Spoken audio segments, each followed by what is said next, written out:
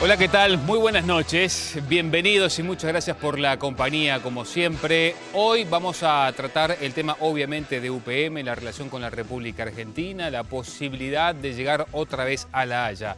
Además de presentarles un informe en instantes nada más sobre cómo justamente se está preparando el Ejecutivo uruguayo ante esa eventualidad, vamos a conversar telefónicamente en instantes también con quien fuera el jefe de gabinete del presidente argentino Néstor Kirchner, el doctor Alberto Fernández, que de alguna manera, junto con el entonces canciller Tayana y el presidente Kirchner, orquestaron, diagramaron la alternativa de la demanda de la República Argentina contra Uruguay ante La Haya. Bueno, ¿cómo está viendo este nuevo proceso el entonces jefe de gabinete? Vamos a conversarlo con el doctor Alberto Fernández en algunos minutos nada más, que gentilmente nos atenderá desde la capital de la República Argentina.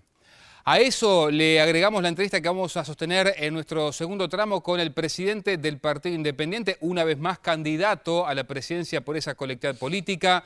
Con el doctor Pablo Mieres vamos a conversar también de estos asuntos, pero también sobre la realidad política, cómo está su partido, cuáles son las aspiraciones que tiene el Partido Independiente de cara al próximo proceso electoral.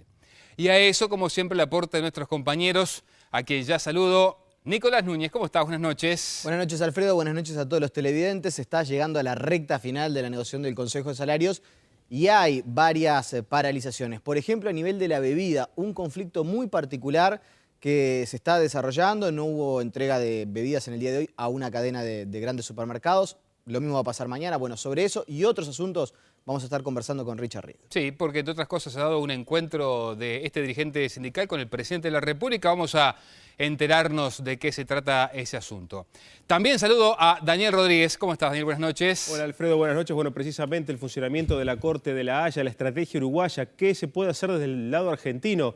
Son temas que vamos a analizar justamente sobre este caso coyuntural, sin duda, que enfrenta el gobierno con este diferendo con Argentina. Bueno, y por cierto, también los avances de la semana. Y si te parece, Daniel, ya arrancamos a propósito del tema de La Haya, porque, bueno, sabido es, aparentemente la República Argentina nos quiere llevar otra vez hasta ese tribunal, a propósito de la autorización brindada por el presidente de la República en la producción de UPM. ¿Cómo se está preparando el Estado uruguayo ante esa alternativa? La primera señal que dio Diego Canenba, prosecretario de Presidencia, que seguramente esté muy involucrado en este tema, es que hay que manejarse con mucha cautela, que hay que agotar las vías diplomáticas para negociar cualquier tipo de diferendo con Argentina y que no hay que apresurarse a hablar de un conflicto. De todas formas, hay una cuestión de caso sólido, como lo ha definido el propio Canepa a nivel jurídico, si hay que presentarse ante la propia Corte Internacional, si Argentina sí lo estima, según nos dijo además el propio prosecretario de Presidencia. Claro, de alguna manera ya Uruguay, el gobierno, empieza a delinear lo que podría ser su estrategia, ¿no? Exactamente. El primer paso va a ser en noviembre una reunión aquí en Montevideo con el equipo de abogados internacionales que ya representó a Uruguay en el diferendo anterior a partir de 2006 y que también representa a Uruguay en el conflicto con Philip Morris, ¿verdad? Se trata del abogado Paul Reichler de Estados Unidos, de Boston, quien conduce el estudio Foley Hogue, que, bueno, como decíamos, ya conoce este caso, tiene la experiencia y, bueno, justamente va a ser el primer paso el análisis con este abogado y con su equipo sobre este nuevo caso que se pueda generar. Bueno, una primera confirmación entonces, el mismo equipo jurídico estaría defendiendo a Uruguay. ¿Qué pasa con eventualmente el equipo político que estaría también respaldando a estos letrados? Bueno, en este caso hay que explicar que si hay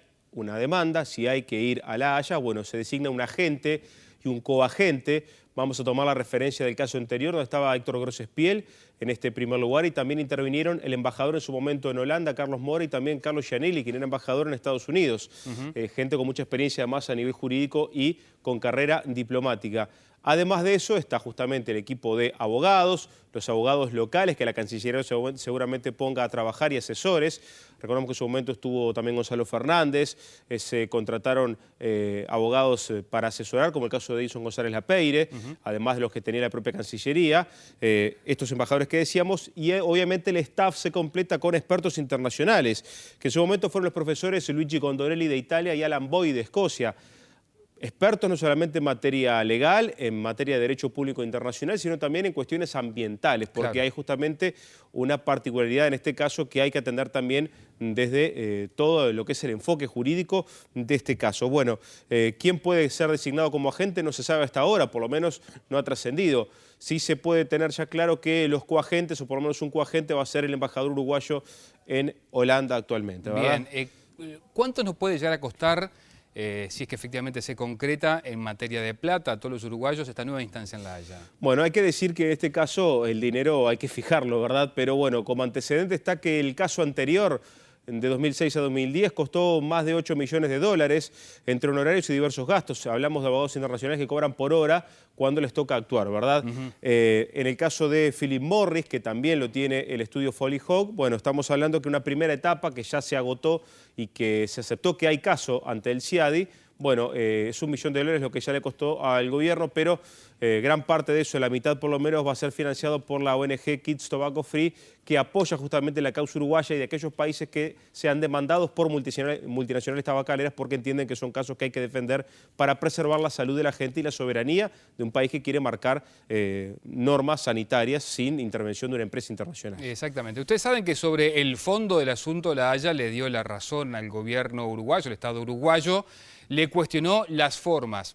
Y es importante tener presente la integración, porque ha habido algunos cambios, Daniel, en cuanto a la integración del Tribunal de La Haya. Es importante saber de qué se trata y cuáles han sido esos cambios. Claro, la Corte de La Haya es el organismo de Naciones Unidas para resolver diferendos entre estados o eventualmente asesorar jurídicamente a la propia Asamblea de Naciones Unidas. En el caso de la Corte de La Haya, tiene 15 miembros que pueden durar hasta 9 años en sus cargos, pueden ser reelectos, pero cada 3 años hay una renovación parcial de 5 miembros. Los 15 actuales, bueno, están presididos por Peter Tomka de Eslovaquia y el vice es Bernardo Sepúlveda de México.